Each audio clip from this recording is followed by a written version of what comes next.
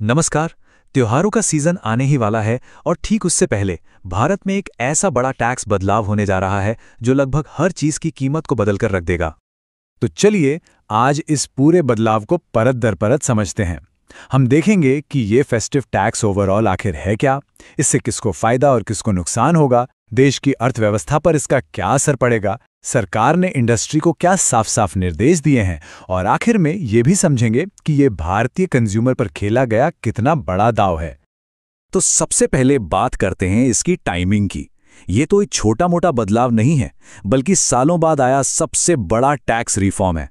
और इसे लागू करने का समय देखिए, ठीक फेस्टिव सीजन से पहले, जब लोग सबसे ज्यादा खरीदारी करते हैं। इस बदलाव का सबसे बड़ा पॉइंट है चीजों को आसान बनाना। पहले का जो जीएसटी सिस्टम था वो काफी उलझा हुआ था।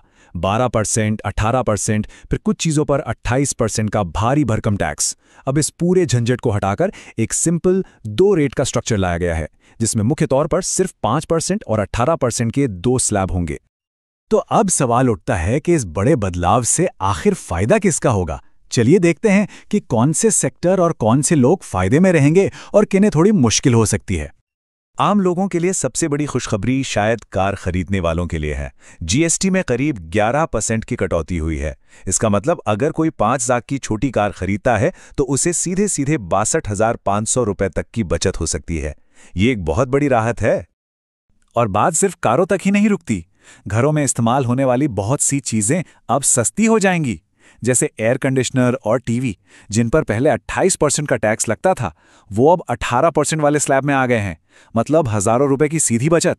और तो और बिस्कुट, चॉकलेट, घी, मक्खन जैसी रोजमर्रा की चीजों पर भी टैक्स 18 या 12% से घटाकर सिर्फ 5% कर दिया गया है।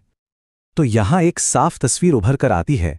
छोटी कारों का बाजार, कंज्यूमर गुड्स, सीमेंट इंडस्ट्री, इन सब के लिए ये एक पॉजिटिव खबर है। यहां तक कि पर्सनल इंश्योरेंस पर भी जीएसटी को खत्म कर दिया गया है। हां, एक सेक्टर है जहां इसका नेगेटिव असर हो सकता है, और वो है प्रीमियम एयरलाइंस, क्योंकि उनकी महंगी सीटों पर टैक्स बढ़ाया गया है। चलिए अब जरा इसके बड़े आर्थिक असर को समझते हैं। देखते हैं कि देश के स्तर पर इसका हिसाब किताब कैसे बैठेगा। एक बहुत ही दिलचस्प बात यह है कि टैक्स में ये कटौती सीधे सीधे महंगाई पर असर डालेगी।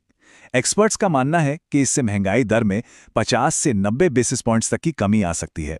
आसान भाषा में कहें तो लगभग आधा से 1% तक महंगाई कम हो सकती है, जो कि अर्थव्यवस्था और आम लोगों दोनों के लिए एक बड़ी राहत होगी।